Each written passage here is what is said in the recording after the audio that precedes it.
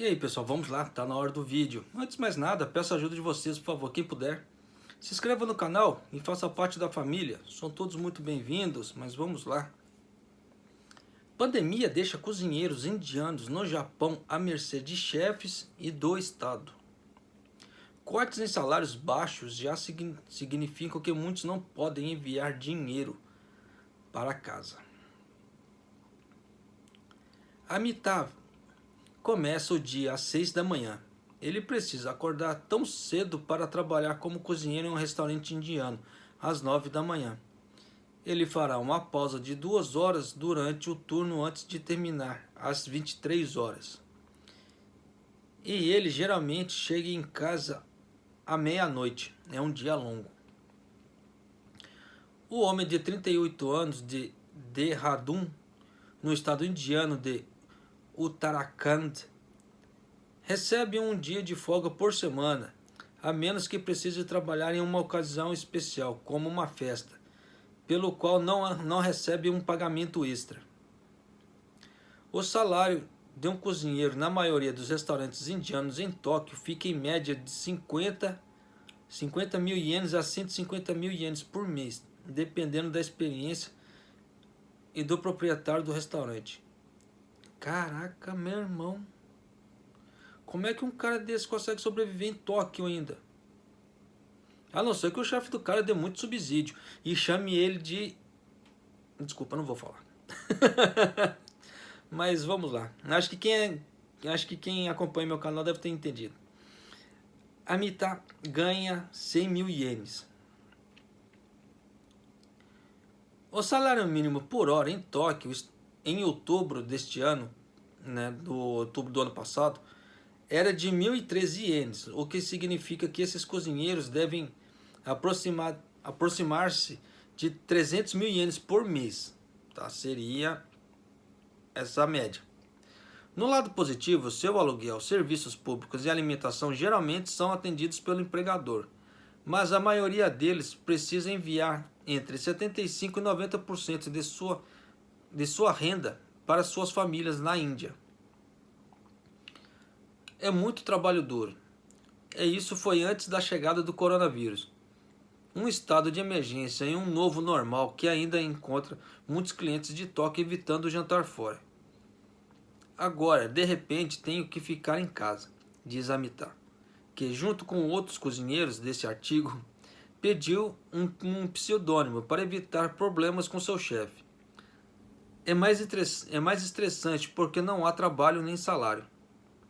A imagem do assalariado japonês tradicional os vê dedicando sua vida à empresa. A vida média de um cozinheiro indiano gira em torno do restaurante em que trabalham. Eles não apenas passam a maior parte de suas horas de vigília lá, como compartilham acomodações apertadas com outros cozinheiros e servidores com quem trabalham. Olha, eu vou falar por experiência. Isso nos dias de hoje é meio inconcebível, tá? Mas antigamente, nos anos 90, tá? Quando começou aquela onda Decassegue, que a galera no final dos 80, já tinha gente nos anos 70 já estava vindo já, né? Eu peguei no meados dos anos 90. Olha, só falo para vocês, teve uma época que dentro de um apartamento de 2 cômodos, nós ficamos mais ou menos em 9 pessoas. A empreiteira socou todo mundo lá dentro. Já morava eu e mais 3, né? Então era 2 em cada quarto. Aí a empreiteira chegou lá com mais 5 e jogou lá dentro. Pof, eles só falaram para nós assim, ó, a gente não tem de colocar essa galera, tá? Então a gente vai pedir, por favor, deixa eles ficarem aqui. Nós vamos falar o quê? O cara da empreiteira já chegou com a chave lá dentro, abrindo, jogou a galera tudo lá dentro. Pof, assim, por favor, deixa eles ficarem. Nós vamos fazer o quê? E isso aconteceu, né? E, como é que se fala assim? Muita gente que aconteceu isso também aqui no Japão. Quem pegou os meados no princípio dos anos 90, em meados dos anos 90 aqui no Japão, naquela onda Decassegue, esse tipo de coisa assim. Muita gente deve ter passado por isso também, né? Eu passei, né? Apartamentos vizinhos do nosso também aconteceram isso. Mas de qualquer maneira, isso foi lá nos anos 90. Agora, hoje em dia, meu, acontecer uns troços desse é meio inconcebível, mas vai fazer o quê? Em março recebemos 50% de nossos salários, mas em abril recebemos apenas 20 mil ienes. Rapaz, o que o cara vai fazer com 20 mil ienes? Diz Amitabh, cujo restaurante foi fechado temporariamente a partir de 10 de abril. Eu só vou fazer uma ressalva, tá? Na hora que eu falei assim, o que ele vai fazer com 20 mil ienes? Graças a Deus, parece que pela reportagem ele não paga aluguel, esse tipo de coisa toda. Né? Com 20 mil ienes dá para você comprar um saco de arroz de 10 quilos. Dependendo se a pessoa souber fazer compra, um ocaso aqui, um ocaso ali, dá para passar o mês. Uma pessoa solteira, tá? Mas não vai comer assim, coisas extravagantes. Vai comer só o estrito mínimo necessário para poder passar o mês. Claro que a gente tem que levar em conta 3 refeições: café da manhã, almoço e janta. Mas de qualquer maneira, com 20 mil ienes, dependendo, um solteiro passa, tá? Isso só as despesas de alimentação. E se o cara tiver um celular, meu, já era essa grana, né? Tiver um celular, tem que comprar, dependendo, produto de limpeza para poder lavar roupa, limpar o chão da casa e etc. Já era também essa grana. Então é muito pouco, tá?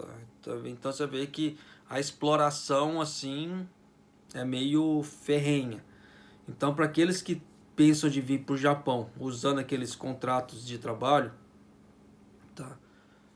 Pensem 2 vezes, olhem muito bem o contrato, o que ele diz, tá? Porque a coisa pode ficar feia. Eu estou falando por isso porque está rolando um zoom, tá? Que o Japão vai mudar aquele visto de trabalho que antes estava só fechado para os asiáticos, parece que ele vai abrir para o resto do mundo. Ainda não é certeza. Medidas estão sendo pensadas, mas em época de coronavírus, com essa mão de obra sobrando aqui, se eles fizerem isso e falarem que está faltando mão de obra, tem que bater na cara desse governo mentiroso. Simples assim. Mas está rolando sim esse boato, tá? Aqui no Japão, que vai mudar essa... Como é que se fala? Essa lei dos vistos, né? Por habilidades. Só que eles querem que a pessoa fale japonês, então não adianta todo mundo querer se assanhar e vir para cá e se a pessoa não souber conversar pelo menos o mínimo básico. Isso é óbvio. Então, para quem pretende vir, meu, estudar. E de preferência, fazer o teste do Noryoku Shiken, porque aí você tem a comprovação ali, ó. Eu fiz, eu sou apto. Tá? Aí não tem como os caras contestar alguma coisa. Simples assim, porque o próprio governo japonês já está testando com o Noryoku Shiken, que a pessoa fez. Mas é uma oportunidade futura? Sim. Vai ser um futuro próximo? Quem sabe.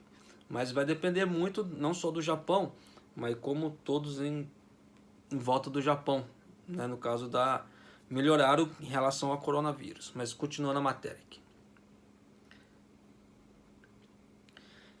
Ele foi reaberto desde então, mas o seu salário não foi totalmente restaurado. Nosso proprietário nos disse que receberíamos 100 mil ienes pelo governo e estamos esperando os formulários para que possamos preenchê-los e solicitar isso. O proprietário disse que também está solicitando um empréstimo e, assim que conseguir, poderá ser capaz de nos dar dinheiro. Amitabh não está sozinho. Atualmente, muitos cozinheiros esperam desesperadamente a distribuição do dinheiro do governo japonês. Disse que daria a todos os seus moradores. Eu tive que pedir dinheiro emprestado a um amigo. Ele trabalha para uma rede de restaurantes indianos e eles recebem salários completos. Então ele me ajudou, diz ele. Não posso enviar dinheiro para minha família. E me preocupo com isso, porque minha esposa, pais e filhos são todos dependentes da minha renda. E neste momento não tenho nada, nem mesmo para me sustentar. Eu realmente espero que o governo possa fazer um pouco mais para ajudar. Aqueles que vêm ao Japão para trabalhar em restaurantes indianos ou fazem com um visto de cozinheiro, que se enquadra na categoria de um trabalhador qualificado especificado. Segundo dados do Ministério da Justiça, havia 35.419 indianos no Japão em dezembro de 2018. E 5.237 deles possuíam visto de trabalho qualificado. Nos casos dos cozinheiros indianos, alguns também são vítimas de esquemas que exigem que eles paguem uma quantia antecipada antes de chegar ao Japão, para garantir que eles obtenham documentação a uma quantia no mínimo que lhes pode custar a 1 milhão de ienes extras. Os que estão presos aqui sem trabalho, salário e possivelmente dívidas agora estão perguntando se voltar para casa seria uma opção melhor para eles. Se houvesse voos em andamento, eu teria ido para casa, disse um cozinheiro de 34 anos, que se chama Gaurang. Pelo menos eu poderia estar com minha família nesse momento difícil. A opção de voltar para casa na Índia está fora de suas mãos. Há um número muito limitado de voos para fora do Japão e também na Índia. Mesmo que eles e outras pessoas como ele pudessem chegar em casa, não há garantia que encontrem um emprego na Índia nas circunstâncias atuais. Embora tenha sido suspenso desde então, o país passou por um dos bloqueios mais rígidos do mundo e atualmente possui o quarto maior número de casos de coronavírus em todo o mundo. Avdesh, nossa, olha os nomes, rapaz. 35 anos, perdeu o emprego de cozinheiro em março e está com dificuldades de encontrar um novo trabalho devido à desaceleração econômica relacionada ao coronavírus no Japão. Ele disse que estava quase sem teto quando o seu antigo chefe o contratou em um estabelecimento diferente, onde agora trabalha sem remuneração por 2 horas por dia, para que ele possa continuar no apartamento que seu chefe possui. Ele está procurando outro emprego, mas é difícil encontrar trabalho fora da indústria de restaurantes, pois ele não fala muito japonês ou inglês. Ficarei desempregado a partir de agora e terei que procurar um novo restaurante indiano para trabalhar, disse Avdesh. Estou esperando receber o dinheiro do governo. Não posso enviar dinheiro para minha família. Não sei quanto tempo, porque não sabemos quanto tempo a situação vai durar. Não sei o que fazer. Os proprietários de restaurantes estão sentindo a responsabilidade de ter de cuidar de sua equipe. Anil Raj possui alguns jardins de infância em uma empresa de consultoria de TI, mas a sua cadeia de restaurantes indianos na área de Tóquio foi o que mais sofreu durante o surto. Meu negócio de restaurantes é o que mais foi afetado, porque é aí que as pessoas param de agir no momento em que algo assim acontece, diz ele. Acrescentando que uma de suas 5 filiais teve que fechar devido ao estado de emergência. Nossas vendas representam apenas 20% do que eram antes do surto. Em algumas agências, esse número chega a 10%. Os negócios começaram a sentir a tensão em março, mas em abril as coisas pioraram ainda mais. Raj diz que a situação permaneceu a mesma até maio e junho. Embora com o fim do estado nacional de emergência, o restaurante tenha permissão para estender seu horário de funcionamento para as 22 horas. Mesmo com a comida para a viagem, não está indo bem, acrescenta Raj. Porque quando você diz entrega em domicílio, a primeira coisa que vem na sua mente é pizza e não comida indiana. Falando com 9 donos de restaurantes, alguns dizem que conseguiram negociar o adiamento do pagamento do aluguel em suas instalações, enquanto outros não tiveram escolha a não ser continuar pagando normalmente. Após o aluguel, a maioria diz que os salários dos trabalhadores são uma grande preocupação, com apenas 2 deles cortando os salários pela metade desde abril. Este é um momento muito difícil. Os clientes têm muito medo e não saem, diz Ganesan Hari Narayanan. Rapaz, pensa num nomezinho miserável. dono dos 2 restaurantes na ala de Edogawa. Nosso serviço através do Uber Eats está indo bem, mas nossas vendas globais ainda caíram 60%. Vai ser muito difícil. Os negócios começaram a sofrer em março, mas em abril foi totalmente instável. Com a receita continuando aquém em maio e junho, Narayanan iniciou um serviço de almoço bentô que inclui um elemento de doação. Ele e grande comunidade indiana distribui o bentô gratuitamente para trabalhadores de hospitais e mães solteiras que se veem com dificuldade devido à situação econômica. Além do componente de caridade, o serviço de bentô é capaz de ajudar a trazer dinheiro e dar aos cozinheiros que trabalham para ele algo para se ocupar em seu tempo. Além das iniciativas de retirada, todos os proprietários de restaurantes recorreram ao governo japonês para ajudá-los a se manter à tona na forma de subsídios e empréstimos sem juros. No entanto, eles expressam frustração com a burocracia envolvida no processo da inscrição. E é claro, fato de que não há garantia da quantia que eles podem receber ou quanto poderão chegar. Esses não são os únicos números que importam. Se os casos de infecção começarem a aumentar devido a uma segunda onda muito temida de coronavírus, os donos de restaurantes poderão encontrar-se tomando outras decisões difíceis. Yogendra Yogi Puranik é um vereador de descendência indiana na ala de Edogawa. Ele acredita que o governo precisa estar pronto para ir além do que precisa para ajudar empresas nesses tempos excepcionalmente difíceis. E se a crise do coronavírus continuar por um pouco mais, diz ele? Haveria a possibilidade de que o governo amortizar os empréstimos oferecidos às empresas até obter mais benefícios financeiros? Na opinião de Yogi, os funcionários do governo precisam ser mais estratégicos e analíticos com sua abordagem para lidar com a vida em tempo de uma pandemia. Decisões gerais, diz ele, não serão suficientes. Parece haver uma falta de análise adequada pelo governo japonês. Eles devem criar uma matriz tridimensional e, nessa matriz, é necessário descobrir todas as classificações que existem em nossa sociedade, diz ele. Não tenho certeza se eles estão fazendo uma análise adequada antes de tomar essa decisão, seja sobre fechar escolas ou distribuir subsídios.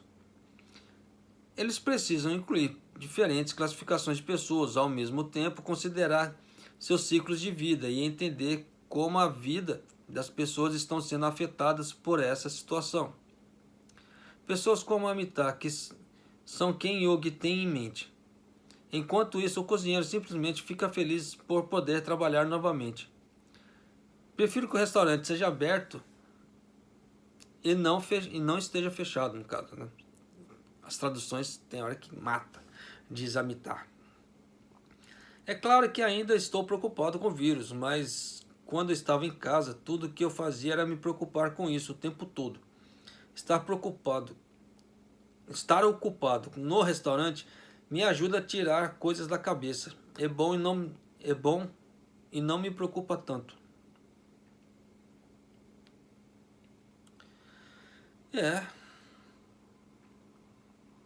Aí tem uma notinha aqui, PhD é bolsista em pós-doutorado no Instituto de Cultura, comparado à Universidade de Sofia. Sua pesquisa se concentra na unidade indiana no Japão, na comunidade indiana no Japão. Uma versão mais longa desse artigo será publicada em breve no site do Japão Focus. Então é isso aí, né? O que me chamou a atenção foi o que, no caso assim, desse Amitabh, ele está ganhando 100 mil ienes, tá? E um salário normal, cadê aqui? Estaria girando mais ou menos em torno de 300 mil aqui.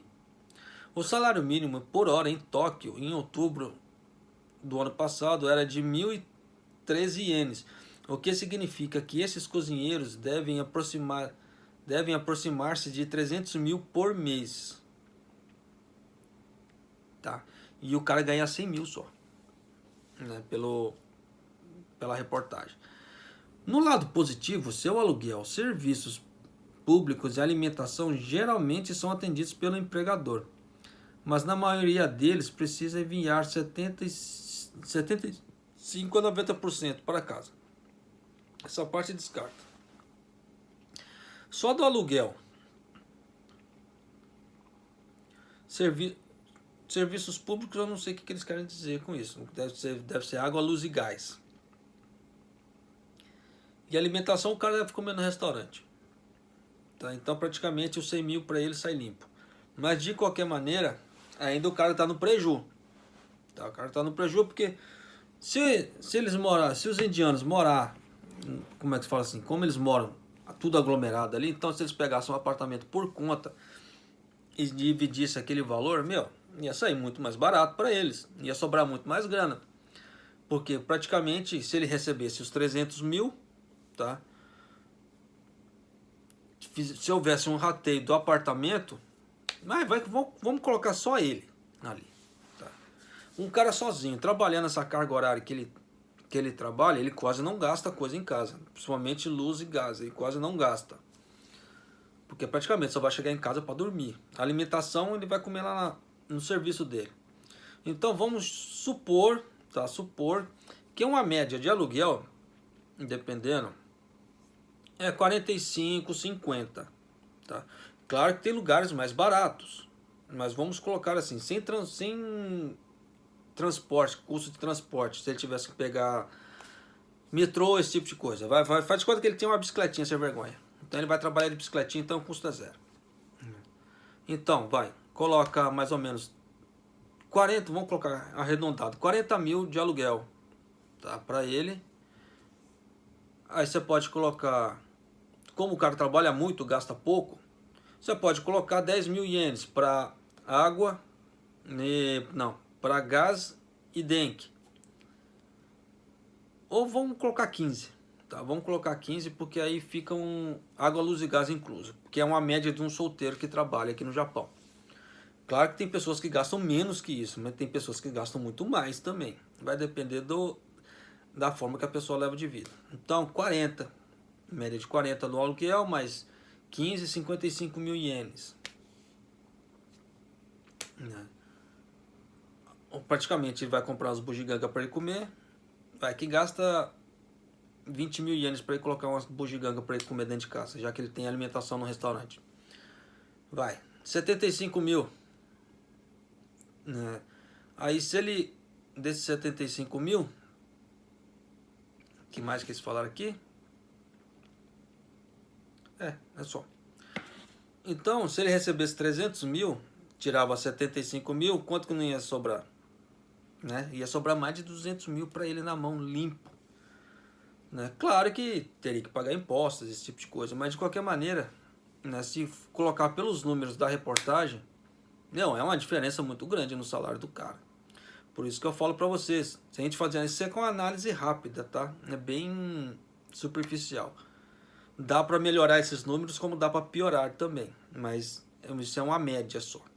Mas de qualquer maneira, para vocês que pensam em vir para o Japão usando contratos de trabalho, né, diretamente com as empresas, pensem bem, tá? Porque você vê que as realidades em relação a números são meio grandes, tá? Dá uma discrepância muito grande. Então tomem cuidado, tá? E pensem 2 vezes antes de fazerem essa loucura. Porque eu achei loucura no caso desse indiano, né? Mas vai fazer o quê? Acontece, não tem jeito. Mas é isso aí, né, pessoal? Um abraço, até o próximo vídeo, até mais.